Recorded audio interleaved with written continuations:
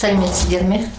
Бүгінгі оқытылатын пән когнитивті лингвистика. Когнитивті лингвистика ғылымы бойынша бүгінгі тақырыбымыз дәріс сабағының когнитивті лингвистикадағы концепт мәселесі. Бұл туралы сіздерге дәріс сағатын оқитын филология ғылымдарының кандидаты доцент Есіркепова Кенжегүл Қабылғазықызы, қазақ тілі мен әдебиеті кафедрасы бойынша. Когнитивті лингвистикадағы концепт мәселесі. Қарастырылатын мәселелер концепт және ұғым туралы түсінік, концепт туралы ғалымдардың пікірі, концепт терминін анықтайтын бағыттар. Когнитивті лингвистиканың басты категориясы концептілік терминдер болып табылады. Қазақ тілі білімінде когнитивтік бағыттың басты мәселесі санада тілге дейінгі белгіленген дүниелердің ішкі мәдени түсіндірудің әдіс тәсілдерін табу. Жалпы концепт ұғымы қазіргі тіл білімінде 20 ғасырдан бастап белсенді қызмет атқара бастады. Оған қазіргі ең басынан осы когнитивті лингвистика ғылымы, танымдық ғылым 20 ғасырдан бастап зерттеле басталғандықтан, бұған ең бірінші шетел ғалымдарымен қоса орыс тіл білімі ғалымдары, одан кейін қазақ тіл білімі ғалымдары үлкен өз үлесін қосуда. Негізінен когнитология саласы бойынша когнитивті лингвистикадағы ең басты мәселе бұл таным. Когнитология ғылымының өзектілігі қазіргі кезде күннен күнге артуда. 20 ғасырдың ортасында когнитивті лингвистика ғылымы бойынша қазіргі антропоцентристік парадигма базалық ілім деңгейінде қарастырылып келеді. Осы бағытта біршама зерттеу жұмыстары жүргізілді деп айтуымызға болады. Бұған дәлел, осының нәтижесінде Еуропада 20 ғасырдың соңына қарай когнитивті ғылымның теориялық бағыты қалыптасты. Оған зерттеген ғалымдардың бірі бұл Джон Лаккоф, Ланкагер, Ван Дейк, Шмидт, Джонсон, тағы да басқалар. Сол сияқты когнитология саласы ғылымын өзектілігі ресей ғалымдарда өзінше осы ғылымды ары қарай жалғастыра бастады. Орыс тіл білімінде когнитивті лингвистиканың актуальды мәселелері бойынша бұнда жұмыс жасаған ғалымдар Кубрикова, Целья, Бежбицкая, Бабушкин, Аскольдов, Караулов, Маслова сияқты зерттеушілердің еңбектерінен байқауға болады. Қазақ тіл білімінде соңғы кездері когнитивтік лингвистика мәселелеріне де ерекше көңіл бөліне бастады. Оған біздің соңғы кездердегі зерттелген диссертациялық ғалымдардың, зерттеушілердің диссертациялық жұмыстарын айтуымызға болады. Өйткені соңғы уақыттарда осы әсіресе танымдық лингвистика жайлы көптеген жұмыстар зерттелді. Қазақ тіл білімінде осы когнитивтік лингвистика салаларына өз үлестерін қосқан ғалымдар, профессорлар Рабиға Сыздықова, Әбдуәли Қайдар, Ербол Жанпейісов, Жаманбаева, Жамал Манкеева, Сулейменова, Смағұлова, Момынова, Салқынбай, Ислам Айбарша, Елемесова, сонымен қатар зерттеушілердің кандидаттық диссертация осы когнитивтік лингвистика саласына қатысты еңбек жазған, зерттеген диссертациялық жұмыстарды айтып өтетін болсақ, ол Елемесованың, Әзімжанованың, Күркебаевтың, Қожа Аитовалардың, Әмірбекованың тағы да басқа зерттеушілердің соңғы кездегі жазылған диссертациялық жұмыстарын айтуымызға болады. Когнитивті лингвистиканың басты категориясы концептілер дедік. Олар концептілік құрылымды ұйымдастырушы ұғымдардан тұрады. Концепт табиғатын түсіну үшін жасалған әрекеттердің қай-қайсысы да бір-бірімен шектес ұғымдар мен терминдердің бар екенін аңғартады. Концепт ең алдымен ұғым мен мағынадан тұрады. Концепт ұғымы тіл білімінде философиядан келген латынша концептус ұғым сөзінің калькасы болып табылса, бірақ біз концепт ұғымнан үлкен дүние дейміз. Терминдердің негізі себебі бұлардың өзінің арақатысын ашып алуымыз керек. Себебі ұғым бұл белгілі бір затқа берілген, мысалы үшін жиынтық объектінің, мысалы ұғым объектінің танылған маңызды белгілерінің жиынтық бейнесі болса, ал концепт этностық ерекшеліктермен байланысты ментальдық құрылым. Ол мазмұны жағынан белгілі бір объект жайындағы білімнің жиынтығы. Сонымен қатар көрініс табуы, білдірілуі, тілдік құралдардың сонымен қатар лексикалық, фразеологиялық, паремиологиялық, яғни мақал-мәтелдер жиынтығы деп айтамыз. Себебі осыдан шығады концепт этностық ерекшеліктермен байланысты ментальдық құрылым десек, бұл ментальдылық дегеніміз бұл әр халықтың өзінің тілінің ұлттық дүниетаныммен бірге қоса танылатын танымдық құрал екендігі белгілі. Себебі ұғым бір ғана мысалы заттың атауын беретін болса, ал концепт сол халықтың бүкіл болмыс тіршілігі мен тұрмыс тіршілігі, сол халықтың тілі, әдебиеті, мәдениеті, сол халықтың салт дәстүрі, бүкіл жаңағы бойындағы жинаған танымдық құрылым осы ментальдылық, осы қасиеттермен ерекшеленеді. Осының барлығы тілде мысалы бейнеленеді. Қазіргі таңда тіл білімінде концепт терминін анықтайтын 3 бағыт қалыптасты. Бірінші бағыт бұл концептіні мәдениеттаным аспектісінде қарастырып, адамның ментальды дүниесінде мәдениеттің қайнар көзі деп танушылар бойынша бағыт. Бұл концептіні тануды тіл басты қызмет атқармайды. Ол тек мәдени концептілердің ең құнды бөлігін таңбалау үшін қажет деп түсінеді. Бұл бағыт бойынша орыс тіл білімінің ғалымдары Тилья, Степанов тағы да басқалар. Екінші бағыт бұл концептіні тану үшін оның мазмұнын ашатын негізгі құрал тіл таңбасының семантикасын анықтау керек деп айтады. Демек, бұл бағыт когнитивтік семантикаға сүйенеді. Бұл бағытта өз жұмыстарын, зерттеулерін жүргізген орыс тіл білімі ғалымдары Артюнова, Шмелев, Булыгинаны айтуымызға болады. Үшінші бағыт бұл концепт тек сөз мағынасынан туындап қана қоймайды. Сөз мағыналарымен қатар адамзаттық, халықтық, тұлғалық тәжірибе мен аялық білім, көрген, білген ақпараттары танымдық дүниесі арқылы қалыптасады. Яғни концепт ақиқат дүние мен сол дүниені таңбалайтын сөз аралығындағы көмекші делдал білімдер жиынтығы деген бұл бағытты ұстанушылар Кубрикова, Лихачев.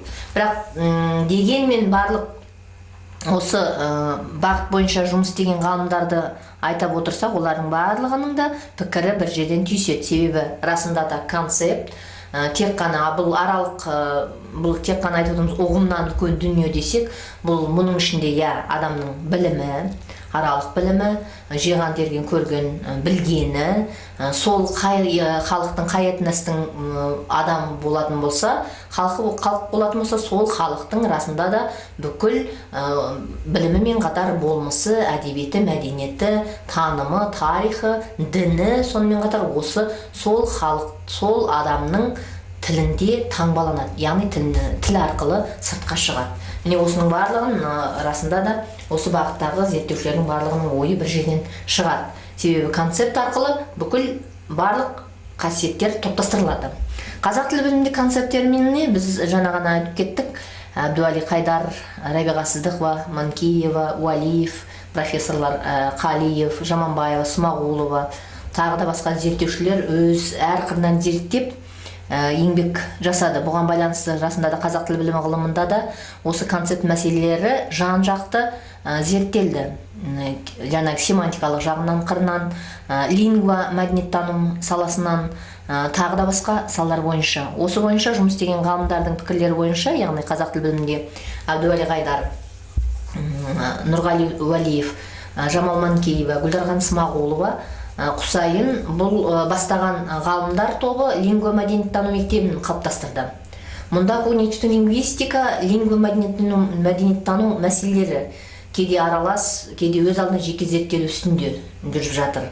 Ал енді ары қарай мысалы үшін осы когнитивті лингвистика ғылымының концепт мәселелеріне, жалпы когнитивті лингвистика ғылымына, мәселен ислам айбарша ұлттық мәдениет контекстіндегі дүниенің тілдік суреті атап өтуімізге болады. Сонымен қатар Жаманбаеваның тіл қолданысының когнитивті негіздері, эмоция, символ, тілдік сана, Эльмира Оразалиеваның когнитивті лингвистика қалыптасу мен дамуы. Міне осындай теориялық еңбектер біздің қазіргі уақытта зерттеу жұмысының арқасында осы ғалымдардың осы дүниелер қазіргі таңда бізде осындай еңбектер пайда болды. Бұл үлкен, яғни тіл білімдегі концепт мәселесін жалпы когнитивті лингвистика ғылымына қосқан үлестің бірі деп айтуымызға болады. Тіл білімде концепт кешенді қолданыстағы ұғым болғандықтан әрқырынан жаңа айттық қарастырылып өтті. Біріншіден лингва мәдениеттанымдық аспекті де, бұл енді орыс тіл білімі ғалымдары бойынша айтатын болсақ, концепт ақиқат дүниенің санадағы мәдени, рухани, этикалық, әлеуметтік танымын айқындайтын бірлік ретінде танылады деп. Бұл бойынша Артюнова, Марховский, Лихачев, тағы да басқа ғалымдар психологиялық аспектіде концепт ақиқат дүние туралы психикалық қабілеттер, қабылдау, жадыда сақтау, көру, есту, ұғыну, сезу арқылы қабылданған алғашқы ментальды түсініктер ретінде танылады дейді. Бұл жаңағы шетел ғалымдары Джон Келли, Джон Каган, сосын Павеленис деген ғалымдардың пікірі бойынша. Лингвокогнитивтік аспектіде үшінші концепт ақиқат дүниенің санада жан-жақты жинақталып, тұжырымдалған ақпараттар мен когнитивтік семантикасы арқылы танылған көрінісі, бейнесі. Әрбір концепт тіл арқылы көрініс табады. Концептіні танытуда тілдік схемалар қызмет атқарады дейді. Мысалы, орыс тілі білімі ғалымдарының ішінен Кубрякова, Бежбицкая. Дүниені танытатын әрбір схема санада фрейм, сценарий, ой-сурет, схема секілді фонға салынған ситуациялар мен бейнелер арқылы таңбаланады деп атап көрсеткен болатын. Расында да концепт бұл ой-таным мәдениеттің жиынтығы арқылы адам ойындағы ғалам бейнесінің өзіндік белгілерінің ассоциациялануы болып табылады. Сонымен қатар когнитивтік лингвистиканың ең бірінші басты терминдердің бір концепт болатын болса, тағы да термин осыдан кеп шығатын, бізде бұл ғаламның тілдік бейнесі. Осы бойынша негізінен бұл концепт сонымен қатар тіл мен таным бірлестігі арқылы дүниені жан-жақты тануға, сонымен қатар бұл таным жаңағыда айтылып өтті, ұлттық танымдық мәдениетті зерделеп ұғынуға, адам санасындағы аялық білімнің шоғырын анықтауға үлкен нәрсе береді. Расында да кез келген, мысалы үшін тіл бұл уақытқа дейін негізінен қарым-қатынас құралы деп қана айтылып келген болатын. Неге ал шын мәнінде келетін болсақ, тіл тек қана ол бір ғана функциясы, тілдің рас қарым-қатынас құралы екендігін біз мойындаймыз. Ал бірақтағы шын мәнінде тілді зерттей келе қазіргі уақытта когнитивтік лингвистиканың үлкен қарыштап дамуына байланысты тіл үлкен таным құралы дейді. Бұл таным қаншалықты үлкен рөл атқарады? Таным дегеніміз не? Бұл әрбір таным құралы дегендіктен кез келген ұлттың бүкіл болмысы оның тілінде таңбаланады.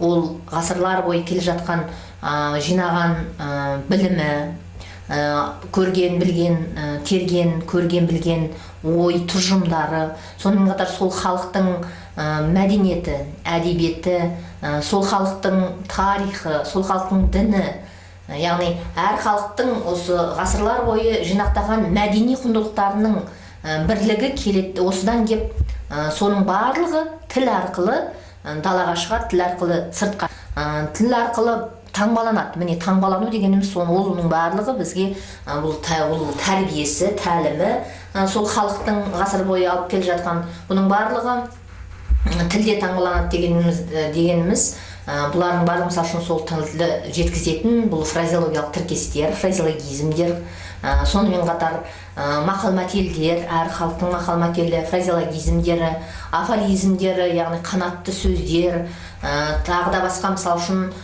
сондай символдық белге шығатын сөздер, осылардың барлығы расында да тілде міне осы фразеологизмдер, афоризмдер, мақал-мәтелдер арқылы тілде таңбаланады.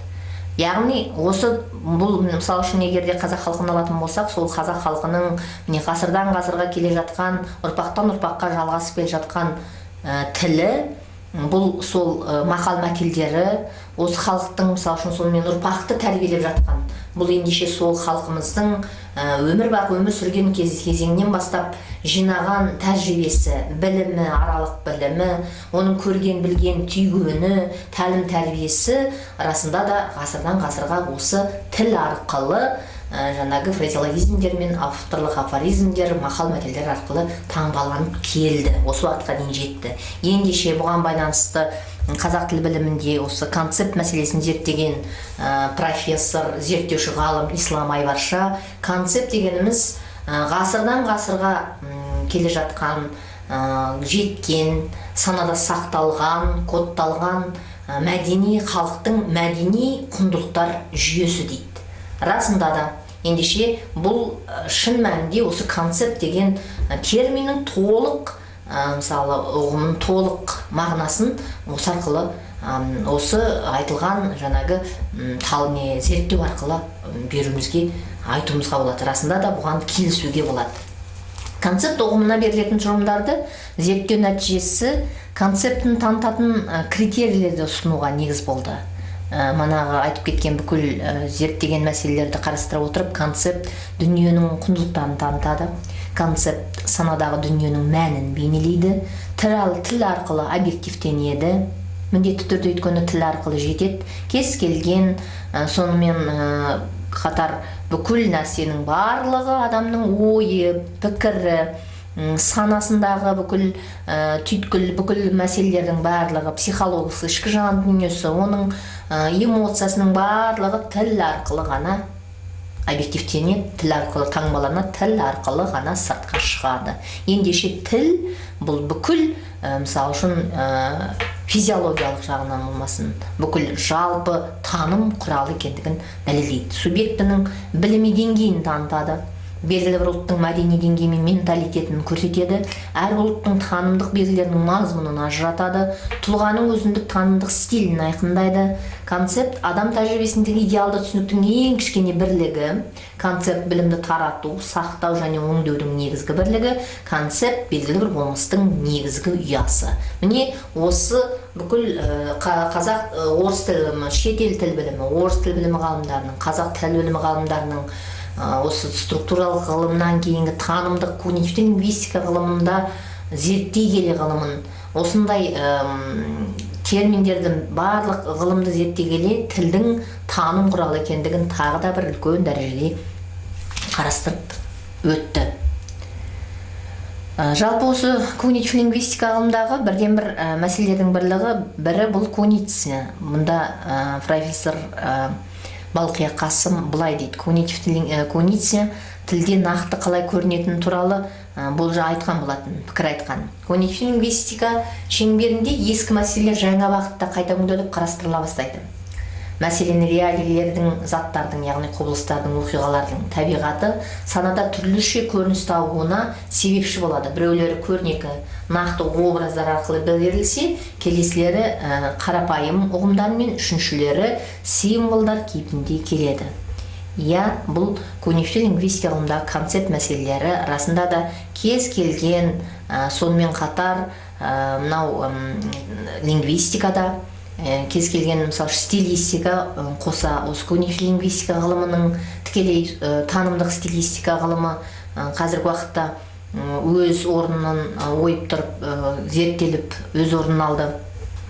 Сонымен қатар кез келген жазушының, кез келген ақындардың көркем шығармадағы әрбір, мысалы үшін, еңбектеріндегі әрбір мәселелер осы жаңағы символдар, сөздер сол жазушының стильдік ерекшелігін көрсетеді. Бұның барлығы не? Жаңағы концептілік құрылымдар, тілдегі осының барлығы сол ақынның, сол жазушының стилін ерекшелейтін бірден бір құрал болып табылады.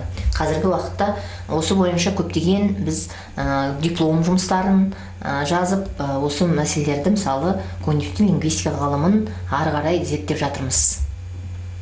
Концептінің құрылымы күрделі. Бір жағынан оған ұғымға байланысты түсініктердің бәрі қатысты. Екінші жағынан мұнда тіл деректерінің бастапқы формалары, мағыналары, жаңа айтып кеттік, оның ары қарай дамуы, тарихы, қазіргі кездегі ассоциативтік бағалары, коннотациясы жатады. Концептінің құрылымдық типтері де әртүрлі.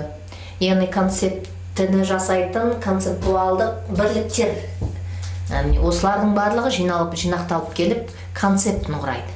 Концептіні құрау барысында белгілі бір формалар, яғни құрылым, концептілік құрылымдар роль атқарады. Олардың бірі, мысалы үшін, сценарий, схема, яғни сценарий деген түсінік, схема, үлгі, фрейм, сурет, ойлау бейнесі, скрипт, тағы да басқа. Бұл мәселелер бойынша, яғни орыс тіл білімі ғалымдары, қазақ тіл білімі ғалымдары осыған байланысты көптеген диссертациялық зерттеушілердің диссертациялық жұмыстары көрініс тапты. Осы концептілік құрылымдар арқылы кез келген қазақ тіл білімі немесе орыс тіл білімінде қазіргі уақыттағы ақын жазушылардың шығармаларын концепт зерттеу барысында осы концептілік құрылымдар арқылы сол шығармалардың стильдік ерекшелігін, көркемдік деңгейін көрсетуде де осы бағыттар қазіргі уақытта диплом жұмысына, курстық жұмысқа арқау болып келеді. Орыс тілі білімі ғалымы Маслованың түсіндіруінше, осы айтылған концептілік құрылымдар әсіресе бұлар базалық құрылымдар деп айтады. Шын мәніндегі кез келген мысалы тілдегі бүкіл адамның ойындағы мысалы берілу процесс, бұл ішкі жан дүниенің берілуі, психологиялық процесс, сонымен қатар санадағы ойлау, бұл философиялық мәселенің барлығы, осыдан шығатыны когнитивті лингвистика ғылымы, сонымен қатар философиямен, психологиямен, лингва мәдениеттану, яғни тіл мен мәдениеттану сабақтастығы, осының барлығы қазіргі таңдағы когнитивті лингвистика ғылымының белгілі бір құрылымдарының бірі табылады. Сонымен қатар концепт өз ішінен бірнеше түрге бөлінеді. Оны түрге бөліп алу, қарастыру қазіргі кезде біраз мысалы үшін сол туралы жұмыстар атқарылып жатыр. Метафизикалық концепт ретінде бөліп алып қарау мәселесі қарастырылуда. Бұл ақиқат немесе бейақиқат дүниедегі абстракцияның жоғары дәрежедегі құндылықтарын танытатын ментальды мазмұн. Яғни бұл өзіңіздеріңіз білесіздер, ақиқат қазіргі уақыттағы дүниесі, бейақиқат бұл метафизикалық концепт, бұған қолға көрінбейтін, ұстауға болмайтын белгілі адамның ішкі ойлау мәселесіндегі мысалы жан, өмір, өлім, тағдыр, тағы махаббат, тағы да басқа осындай мысалы сөздер арқылы берілген таңбаланған мысалы концепт түрлерін жатқызуға болады. Ұлттық мәдени концептілер, бұл тек ұлттық мәдени концептілер деп бөліп алып қарастыру қазіргі уақытта расында да орыс тіл білімі ғылымында да, қазақ тіл білімі ғылымында үлкен роль атқарып, қазіргі таңдағы зерттеу жұмыстары, үлкен зерттеу жұмыстары осыған байланысты топтастырылды. Ұлттық мәдени концептілер бұл бірден бір үлкен танымдық маңызы зор бірден бір концептілердің бірі болып табылады. Себебі бұл әр этностың танымын көрсететін концептілер. Бұл ұлттық мәдени концептілерде тек ұлттық танымда ғана жан-жақты ақпаратымен жүйеленіп, сол ұлттың мәдени құндылығын көрсететін концептілер. Мысалы үшін дала, көш, домбыра, қамшы, тағы басқа. Мысалы үшін себебі бұл қазақ тілі білім, қазақ танымында бұл дала, қамшы, көш, домбыра, сәукеле, сонымен қатар айтайық шаңырақ, тағы да басқа, мысалы үшін белбеу. Осы мысалдардың барлығы бұл қазақ халқының ұлттық дүниетанымын көрсететін бірден бір, яғни ұлттық мәдени концептілердің қатарына жатады.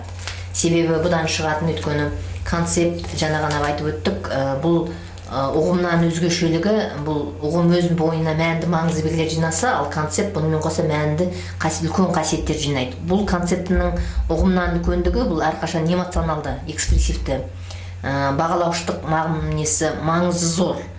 Сонымен қатар жаңа айтып өттік, мәдени құндылықтар дүниесін бейнелейді дедік.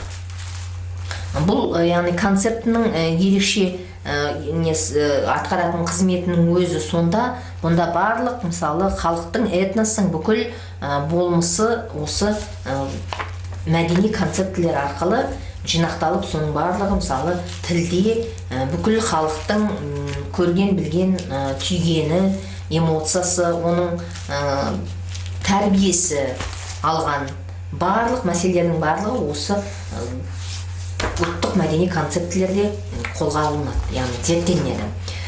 Сонымен қатар мәдени концепт бойынша зерттеуші Имашева мәдени концепттің сипатын былай айта кетеді.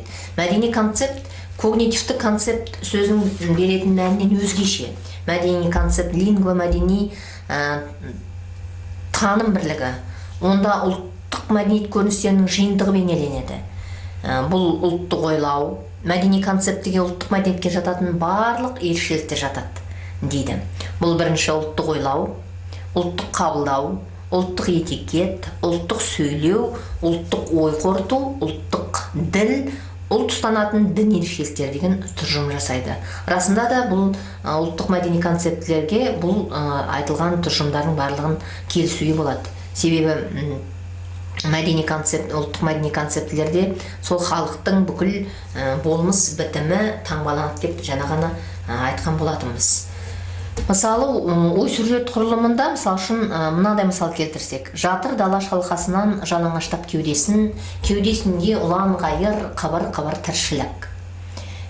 Бұл схемалық құрылымында танылуы қазақ жері, алып бір қазанда қайран жұртым қуыр. Мұндағы лингва мәдени бірлік қара қазан. Ал сценариялық құрылымда танылу қашаннан жерік қара жесірдің қайғы мұңына дала, сал дала селеулеген, жырмен ұйықтап оянған өлеңменен. Дала деген күй сандық бұл қазаққа, абай десе құлағы елеңдеген. Дала толған көл көсір жыр, дала қобыз тұтпайды пернесін кір. Міне осы өлең жырда қарап отырсаңыз, дала деген концепт, концептілік құрылым болып табылады. Осы концептінің жаңағы құрылымдық концептілік құрылымы анықталды. Бұл белгілі қазақ даласының, дала деген қазақ үшін, қазақ халқы үшін үлкен танымдық деңгей берді. Оның бүкіл көші, қазақтың бүкіл өмір сүрген ортасы, ұлан ғайыр, жусан мен бетегесі мол жері, бүкіл оның ішіндегі толған көл көсір жыр, өлең, халықтың әдебиеті, мәдениеті, салт санасы міне осы дала деген үлкен макро концепт арқылы беріледі. Соның ішінде мысалы үшін бөлген кезде болатын болсаңыз, бірнеше мысалы үшін микро концепттер шығар еді. Мысалы үшін сол далада өмір сүрген халықтың, этностың мысалы үшін өмір, көл көсір, жыры, жыраулары, қобыз, мысалы үшін сол халыққа тән шаңырақ. Шаңырақ деген ұлттық дүниетанымда қазақтың бірден бір үлкен концептісінің бірі болып табылады. Өйткені шаңырақ дегеніміз қазақ танымында бұл ұрпақ жалғастығы. Бүкіл бар халықтың яғни өніп өсуі бір шаңырақтың астында болғандықтан, осы үлкен таным арқылы кез келген, яғни қазақ тіл білімінде, жалпы қазақ ұғымында кез келген сөздің ар жағында үлкен астары ұғымы бар. Ендеше кез келген қазақ тілінің, қазақтың сөзі үлкен сол ұлттың үлкен танымын білдіретін белгілі бір символдық белге шыға алатын, концепт бола алатын сөздер деп айтуымызға болады. Эмоционалды концептілер. Эмоционалды концептілерге біз бұл жаңағы көңіл күй, кейбір ақиқат дүниелер адам санасында эмоционалды, аффективті көңіл күй арқылы, ішкі сезім арқылы танылады. Мысалы, қуаныш, қайғы, бақыт, мұң, мысалы, уайым ұғымы жағымсыз мағынада танылады. Мысалы, оған мынандай сөз тіркестер, яғни құрылымда тілдік құрылымдар арқылы беруге болады. Сары уайымға салыну, күйзелу, көңіл күйі болмау деп бұл объективтенеді. Расында да, мысалы үшін, осындай ұғымның барлығы бұл мысалы кез келген эмоционалды концептілер болып табылады. Бұған мысалы айтып отырмыз сағыныш, махаббат, сонымен қатар бақыт, мұң. Расында да бұның барлығы сонымен қатар бір-бірін құрайтын концептілік құрылымдар да болып табылады. Өйткені градация тәсілі арқылы жасалсаңыз, егер де мысалы үшін өмір болатын болса, макро концепт болатын болса, сол өмірдің ішкі мысалы үшін құрылымынан тұратын микро концептілердің бірі осы мысалы өмірдегі өмір сүруде қуаныш бар, адамның өмірінде сәтсіздік бар, сонымен қатар мысалы үшін жеңіс бар, сонымен қатар күйзеліс те бар, бақыт та бар, жақсылық та бар, кішкене мысалы үшін адамның ұнжырғасын түсіретін уайым да бар. Міне осының барлығы келіп үлкен бір, мысалы үшін, осының барлығы жеке-жеке концепт бола алады. Ендеше бұның барлығы, мысалы үшін, әрбір шығармада, егер де шығармада, мысалы үшін, қарастырылатын болса, концептілік құрылымдар, осы сол көркем шығармадағы автордың белгілі бір, мысалы үшін, стилін, сонымен қатар сол автордың бүкіл жаңағы ойын, ол автордың ішкі жан дүниесін, түйсігін, сонымен қатар осы тілдік құрылымдар арқылы сол автордың стильдік ерекшелігін анықтауға болады. Мысалы, Мұқағали Мақатаевтың поэзиясындағы уайым концептісі мынандай сөздер арқылы беріледі. Отырмын ой тұманы, шытырманды басымды бей уақыт қоршап алды. Шұғыла боп содан соң ашылады, бұлтымды таста серпіп басымдағы. Расында дағы уайымы ой, тұман. Тұман деген адамның ешқандай еш нәрсені, мысал үшін өмірде табиғатта мысал үшін тұман болса, еш нәрсе көрінбейді. Көзге ешқандай еш нәрсені көре алмайсыз. Сол секілді адамның ойындағы тұман, бұл сол адамның шаршаған, бүкіл ішкі жан дүниесіндегі бір болып жатқан құбылыстың бейнесін береді. Яғни бұл сонымен қатар күңгірт, бұлдыр, түсініксіз, ауыр бір күйге ену белгілері, соны мысалы үшін Мұқағали Мақатаев ой тұман деген тілдік құрылым, яғни сөз арқылы беріп отыр. Бұлт, сонымен қатар басымнан бұлт арылмады деген тіркес арқылы сол жаңағы уайымның ол қаншалықты уайым екендігін арғай дәлелдеп беріп отырады. Ендеше кез келген мысал үшін осы концептілерді анықтауда бұл көркем шығармалар, ақындардың поэтикалық мәтіндер арқылы мысал үшін анықтау бұл сол концептіні негіздеудің бір жолы болып табылады. Зерттеуші Елемесова көркем мәтіндегі ұлттық мәдениеттің тілдік релеванттары еңбегінде, яғни диссертациялық жұмысында концепт терминін түсінігін үш топқа болып жүйелейді. Бірінші концепт ұғымға синоним ретінде қолданылады дейді.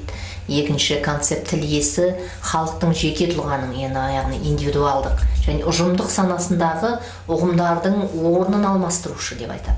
Үшінші концепт салт дәстүр, ауыз әдебиет үлгілері, дін мен идеология, адамның өмірлік жеке тәжірибесімен мәдени маңызды құндылықтар жүйесінің өзара әрекетінің нәтижесінде қалыптасатын әлем бейнесінің ментальды құрылымын көрсетеді дейді. Расында да бұл зерттеулерден шығатын енді барлық қазақ тіл білімі ғалымдарының, шетел тіл білімі ғалымдарының мен орыс тіл білімі ғалымдарының зерттеулерінен шығатын тұжырым концепт бұл санадағы үлкен білім, санада сақталған ол ғылыми, мәдени, рухани, көркемдік танымда берілуі мүмкін, немесе оларды ықшамдалған түрінде көрініс табуы, яғни санада сақталған мәдени құндылықтар дүниесі. Енді осы жерде айтып өтейік, мәдени құндылықтар дүниесі дегеніміз не? Ол дегеніміз әр этностың, халықтың ол ең бірінші тілі, салт дәстүр, мәдениеті, әдебиеті, діні, тарихы. Міне осының барлығы бір сөзбен айтқан кезде біз атақты заңғар жазушы Мұхтар Әуезов бұны қазақ тіл білімін, қазақ танымын зерттеу келе қазақ танымында бұл діл деп атаған болатын. Ендеше концепт дегеніміз ол сол бүкіл халықтың санадағы білімінің, көрген жиған, білген тұжымынан шыққан, ойынан, тәжірибесінен келген, тәрбиесімен сақталған мәдени құндылықтар дүниесі. Мысалы, Мұқағали Мақатаев поэзиясында қазақтың бойжеткен қызын мәдени стереотип түрінде, мысалы үшін лингвомәдени бірліктер арқылы былай деп беріледі. Лингвомәдени бірліктер дегеніміз сол мысалы үшін жаңағы қыздың бейнесін жасаудағы тілдік құрылымдар. Тіл. Сен бір асыл гауһар тас, саған ғашық мен бір жас, отқа салсаң өзің біл, қол артамын қолың шаш. Немесе сәлем саған қара көз, сен бір алтын, мен бір жез, сәлем саған қыпша бел, мен ғаріпке көңіл бөл дейді. Қараңызшы, керемет өлең жолында қыз баланың сұлулығы туралы осы мынандай лингвомәдени бірліктер тіл арқылы жеткізген. Гауһар тас, сонымен қатар қолың шаш, қара көз, сен бір алтын, мен бір жез, қыпша бел. Міне осылардың барлығы метафоралық тіркес ретінде, жаңағы метафора түрінде беріле отырып, қыз баланың бейнесін, яғни қазақ қыздарының бұл мысалдан қолаң шашын, қара көзін, қыпша белін ситуациялар арқылы сипаттай отырып, қазақ қызы ұғымын танытуға үлкен жаңағы лингвомәдени бірлік қалыптастыра отырып, осы аталған сөз тіркестері, мысалы үшін сөздер, бұл осы қазақ қызы ұғымының берудегі бірден бір стереотипті лингва мәдени бірліктер болып табылады. Сонымен қатар бұл мысалы осы концепт бұл мәдени сипат алған бірліктер. Бұл өзінің мәдени фоны, мәдени семасы арқылы көзге мысалы үшін анық байқалады. Бұл мысалы белгілі бір ұлттың, халықтың танымымен және сабақтасып жататындығы белгілі. Яғни біз жаңа ғана айттық, концепт расында да ең қорыта келгенде ол сол халықтың, ұлттың танымымен бірге жатады, сабақтасып жатады. Мысалы Мұқағали Мақатаевтың поэзиясындағы туған жер концептісін алатын болсаңыз, кіндік қаны тамған жер, жолдасы көмілген жер, мәдени фон, мәдени сема. Осы мысалы үшін тілдік бірліктер арқылы танылған жаңағы кіндік қаным саған тамған, жолдасым бірге келген сенде қалған, шыбықтан атқып мініп балық аулап, өзен мен орманыңда асыр салғам дейді. Міне осы өлең жолын осы мысалы үшін кіндік қаны тамған жер, фразеологиялық тіркес, сонымен қатар осында жолдасымен ойнаған, бірге келген, балық аулау, осының барлығы өзенді асыр салу, балалық шақтың туған жер концептісінде белгілі бір мысалы үшін микро концептуал құрылымдардың ішінде құрылымдарды жасаудағы ерекшеліктің бірі болып табылады. Сонымен қатар мысалы үшін концептілерге мынандай мысалдар келтіруге болады. Мысалы байлық концептісін алатын болсамыз, бұған байлық концептісіне тірек болатын ұғымдар бұл бай, төре, бек, би, хан, сұлтан, әкім, қожа, шенеунік. Бұлар жаңағы сол осы байлық деген концептінің белгілі бір мысалы үшін ұғымына тірек болатын құрылымдар, яғни сөздер болып табылады. Байлық концептісі сонымен қатар екінші түрі бұл формасы дәулет молшылық мәніндегі әлеуметтік әрі этномәдени ментальдық ұғымды білдіретін концепт. Байлық, енді егерде Қазақ ұлттық энциклопедиясында былай деп белгіленеді: байлық қоғамға және жеке адамға қатысты материалдық игіліктер мен рухани құндылықтарды білдіретін ұғым деген анықтама берілген. Бұл ұлттық энциклопедияда. Бұл тұрғыдан байлықтың әлеуметтік құндылық ретінде бағалануы. Яғни ал жеке атаулық мағынасында байлық бұл бірінші мол дәулет, мал, мүлік, қазына. Екінші бір нәрсенің мол қоры, көзі, молшы ұғымдарын білдіреді. Бұл байлықтың бұл ұғымдары көне замандардан бері қоғаммен дамуымен бірге қалыптасқан ұғымдар. Қандай мемлекеттік өндіріс орындары болмасын, бәрі де бұл елдің игілігі үшін материалдық, рухани байлықтың мол қорын жасау үшін күреседі. Осыған байланысты міне осы байлық ұғымының бұл сипатына тек оппозициялық тұрғыдан жағымсыз түрде қарауға болмайды. Өйткені байлық концептісін, яғни бірнеше тұрғыдан мысалы ашып концептуал құрылымдар арқылы ашып көрсетуге болады. Концепт дегеніміз сонымен қатар қорыта келген кезде жаңағыны айтып өттік. Бұл ой таным, когнитивтік категория. Сонымен қатар концепт ой таным мен мәдениеттің жиынтығы арқылы адам ойын көрсетеді. Сонымен қатар концепт дегеніміз концептуалды, ғаламның концептуалды бейнесі. Концепт бұл тіл мен таным бірлігі.